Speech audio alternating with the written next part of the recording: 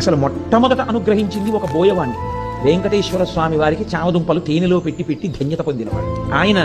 ఒక రోజున చామదుంపలన్నిటినీ ఉడికించి మెత్తగా అయిపోయాయని చూసి తేనె పట్టుకొచ్చి దోణిలో పోయివే పట్టుకెడతాను వెంకటేశ్వరుడికి అన్నాడు. ఆవిడ చూసింది తేనె అయిపోయిందండి భార్య.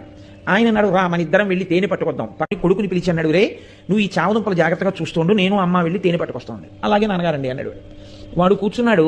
బోయవాడు భార్య పక్కన ఉన్న అరణ్యంలోకి వెళ్ళారు తేనె కోసం. చేసి తేనె పట్టుకుని వచ్చాడు ఆయన. ఆయన వెంకటేశ్వరుడితో కలిసి తింటాడు. అందుకని ఆ తేనె పట్టుకుని వచ్చే లోపల ఈ పిల్లవాడికి ఆకలేసింది. వీడికి ఏమిటి అలవాటు, నాన్నగారు రోజు అక్కడ పెట్టి తినొస్తారు, అప్పుడే మనకి పెడతారు. కాబట్టి అక్కడికెక్కడికో వెళ్ళి పెట్టడం ఎందుకు, నాన్నగారు ఈ చెట్టేగా వెంకటేశ్వర స్వామి అంటుంటారు, కాబట్టి ఇక్కడ పెట్టేస్తే అయిపోదేంటి. ఈ పిల్లవాడు నమ్మాడు, ఉన్నాడు అక్కడ ఈశ్వరుడని. తినేశాడు చెట్టు రూపంలో ఈశ్వరుడు. తినేస్తే తండ్రి వచ్చాడు, వీడు మిగిలినవి తినేశాడు. స్వామికి పెడితే తినేచ్చుగా, తినేశాడు వాడు.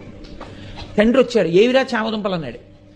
నాన్నగారండి ఈ చెట్టులోనేగా స్వామి ఉన్నారన్నారు, మీరు రమ్మన్నాను, ఆకలేసేస్తోంది స్వామి, ఉండలేను నాన్నగారు వచ్చే వరకు, నేను తినాలంటే మీకు పెడితే కానీ తినద్దంటారు కదా నాన్నగారు, మీరు వస్తే నా స్వామి మీరు తినేద్దరు కానీ నేను తినేస్తాను, రండి స్వామి అని అడిగాను. వచ్చారు, పెట్టాను, తినేశారు. తండ్రికి ఎక్కడ లేని కోపం వచ్చింది, చెట్టుకు పెట్టావా, తిన్నాడా వెంకటేశ్వరుడు.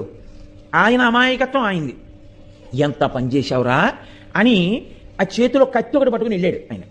ఆ కోపంలో ఒళ్ళు తెలియకుండా ఆ కత్తి ఎత్తి పిల్లాన్ని కొట్టబోయాడు. చెట్టు రూపంలో ఉన్నాడు వెంకటేశ్వరుడిని నమ్మినటువంటి పిల్లవాడి యొక్క నమ్మకాన్ని రుజువు చేస్తూ ఇలా ఎత్తిన చేతిని చెట్టు రూపంలో ఉన్న వెంకటేశ్వరుడు పట్టుకున్నాడు. ఎవరు పట్టుకున్నారు చెయ్యని వెనక్కి తిరిగి చూశాడు. చతుర్భుజుడైనటువంటి స్వామి పట్టుకున్నారు అతని చేతిని.